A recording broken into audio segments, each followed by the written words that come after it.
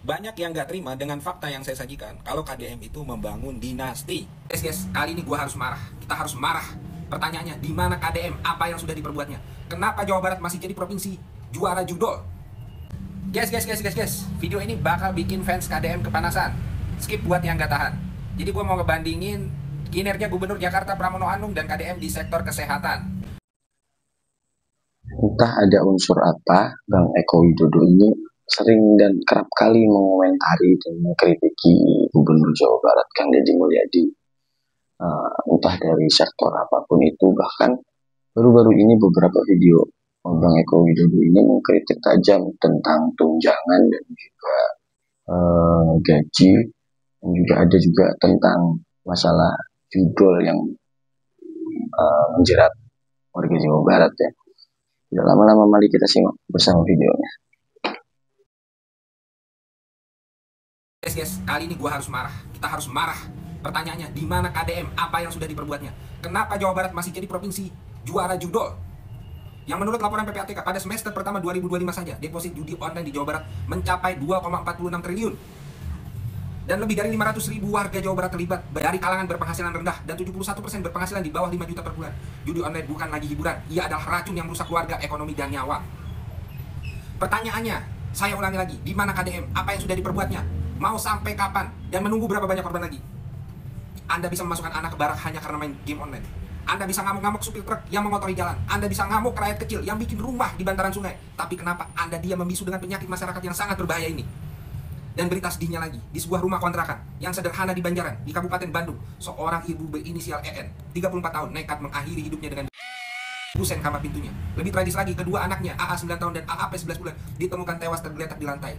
Diduga diracun oleh ibunya sendiri sebelum ia mengganti. Polisi menemukan surat wasiat yang menggambarkan penderitaan yang luar biasa. Saya hidup lelah terhimpit hutang yang tidak ada habisnya. Saya lelah punya suami yang hanya omong besar dan penuh kebohongan. Punya suami malah makin banyak bohong dan hutang. Capek. Hutang itu ternyata berasal dari kecanduan suaminya pada judi online. Pertanyaan kepada KDM masih sama. Mau sampai kapan ini dibiarkan terjadi? Guys. KMITB menolak pertemuan dengan KDM di Gedung Sate. Dan sikap penolakan ini menginspirasi kampus-kampus lain seperti BEM Unisba yang turut absen karena melihat adanya unsur politik. Di tengah hiruk-pikuk kebijakan publik yang sering kali penuh intrik, sebuah sikap berani muncul dari keluarga mahasiswa Institut Teknologi Bandung. Mereka dengan tegas menolak undangan dialog dengan Deddy Mulyadi yang digelar di Gedung Sate. Penolakan ini bukan sekedar absen, tapi sebuah pernyataan kuat terhadap pertemuan yang dianggap terlalu eksklusif. Bayangkan, sebuah diskusi tentang kebijakan publik yang seharusnya melibatkan lapisan masyarakat justru hanya mengundang mahasiswa sebagai peserta utama. KMITB melihat ini sebagai upaya memanfaatkan mahasiswa sebagai simbol legitimasi. Sementara suara rakyat biasa seperti warga terdampak kebijakan, LSM atau kelompok masyarakat sipil dari buruh, tani, guru, dan lain-lain dibiarkan di luar ruangan. Jadi apresiasi sebesar-besarnya untuk KMITB. Sikap kalian menunjukkan kedewasaan berpikir kritis di kalangan generasi muda. Dengan menolak dijadikan alat politik yang hanya dipakai untuk membenarkan kebijakan tanpa partisipasi yang luas. Ini adalah pelajaran berharga. Mahasiswa bukan sekedar dekorasi, tapi agen perubahan yang harus menuntut transparansi dan keadilan. Dan untuk KDM, kami ingatkan, jangan coba-coba ganggu kampus dan mahasiswa untuk kepentingan pribadi Anda. Guys. Video ini bakal bikin fans KDM kepanasan. Skip buat yang nggak tahan. Jadi gue mau ngebandingin kinerja Gubernur Jakarta Pramono Anung dan KDM di sektor kesehatan. Mari kita mulai dari Pramono Anung. Sebagai Gubernur DKI Jakarta, dia menginisiasi pembangunan Rumah Sakit Royal Batavia Cakung. Sebuah rumah sakit bertaraf internasional kelas B milik Pemprov DKI.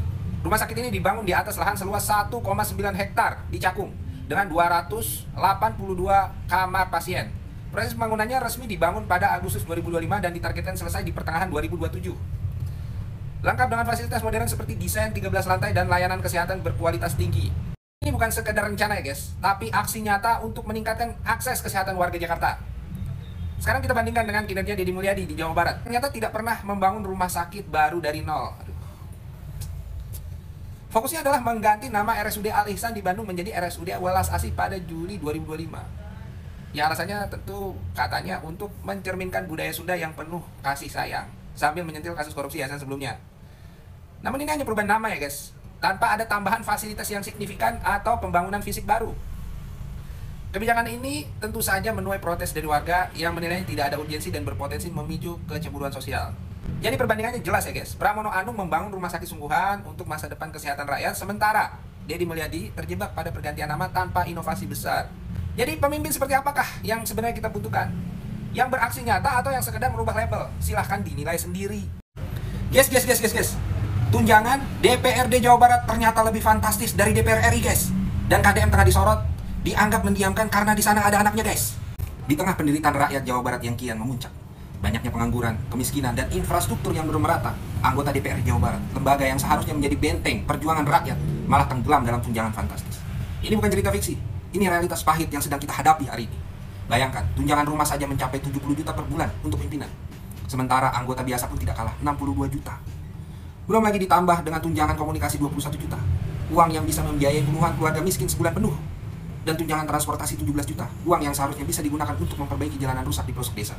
Ya kalau di total lebih dari 90 juta per bulan per orang. Belum termasuk reses, operasional, dan fasilitas lainnya yang membuat hidup mereka seperti raja. Sementara rakyat kita merana. Ini adalah pengkhianatan terhadap amanah rakyat. Mereka enak-enakan duduk di kursi empuk, tapi hati mereka jauh dari jeritan warga di kampung-kampung terpencil. Dan ironisnya, meski di era Gubernur Deddy Mulyadi tidak ada kenaikan gaji atau tunjangan, ada bayang-bayang konflik kepentingan yang menggelayut. Anak kandungnya, Maulana Akbar, kini duduk manis, terpilih dengan suara gemuk di dapil Purwakarta dan Karawang. Jika gubernur membiarkan tunjangan dan fasilitas mewah DPR Jawa Barat, ya jangan-jangan karena di situ ada anaknya. Begitupun, jika ada anggota DPRD yang selalu mengiyakan kebijakan Pemprov Jawa Barat yang tidak pro rakyat, ya jangan-jangan karena dia bapaknya. Kasus serupa terkait tunjangan fasilitas di wilayah-wilayah lain tentu tidak bisa disamakan dengan Jawa Barat. Ada konflik kepentingan antara bapak dan anak. Bahkan tanpa ada hubungan keluarga pun, pemberian fasilitas yang berlebihan justru dinilai makin melemahkan fungsi pengawasan di APBD dan kinerja pemerintahan. Jadi sudah seharusnya, sudah saatnya rakyat Jawa Barat mendorong evaluasi kegilaan ini. Eko Widodo, bazir bayaran, muka kayak sempak kendor, mulut bau sepiteng, goblok. Kamu goblok dipelihara. Hah? Dinastinya Kang Deddy dari mana? Hei, itu anaknya Kang Deddy, itu proses pemilu, itu dipilih masyarakat. Hah? Kamu prestasi kamu apa, Eko goblok? Hah? Kamu prestasi kamu apa? Jika lu mau marah silahkan kok perihal judul ini, karena itu bentuk lu itu mencintai rakyat Indonesia. Tapi kalau lu marahnya sama Kang Deddy Mulyadi perihal judul ini, menurut gua kurang tepat. Karena yang bisa mengatasi judul ini ya Komdigi dengan Kominfo yang kemarin memanggil pihak Meta dan TikTok sehingga fitur live streaming bisa dibekukan. Tapi kenapa judul nggak bisa dibekukan sama mereka? Jadi lu marahnya sama mereka, sama Komdigi ataupun sama Kominfo perihal judul ini. Dan gua yakin bukan hanya Jawa Barat aja yang dijuluki juara judul ini. Di daerah lu juga DKI Jakarta banyak yang menggunakan aplikasi ini. Gua yakin. Kenapa lu nggak marah sama Pramono Anung? Jika lu emang bener peduli sama masyarakat Indonesia perihal judul ini, kenapa harus marahnya sama Kang Deddy Mulyadi? Sedangkan Kang Deddy Mulyadi jabatannya ya mungkin untuk mensejahterakan Provinsi Jawa Barat rakyatnya. Dari segi anggaran, menata provinsi, membuat lowongan pekerjaan untuk meminimalisir kemiskinan. Itu tugas gubernur. Bukan untuk memberhentikan judul ini. Sedangkan yang bisa memberhentikan judul ini ya Kominfo dan Komdigi yang mengawasi server-server internet ataupun berbasis aplikasi ya mereka. Jadi lu kalau marah sama Kang Deddy Mulyadi kurang tepat. Itu hanya kebencian lu sama Kang Deddy Mulyadi speak up ini. Jadi besok-besok kalau bikin argumen yang lebih kental, yang lebih bagus lagi supaya tidak gampang terpatahkan oleh gua argumen lu. Ngerti nggak lo kau? Semoga sehat-sehat selalu Bang Eko. Salam dari gua. Halo, si koplok datang dari sia. Dengen kenyak Kang Deddy mah kamari turun. Ke guruh-guruhna, ke rame-ramena, ke rusuh-rusuhna nya wani turun.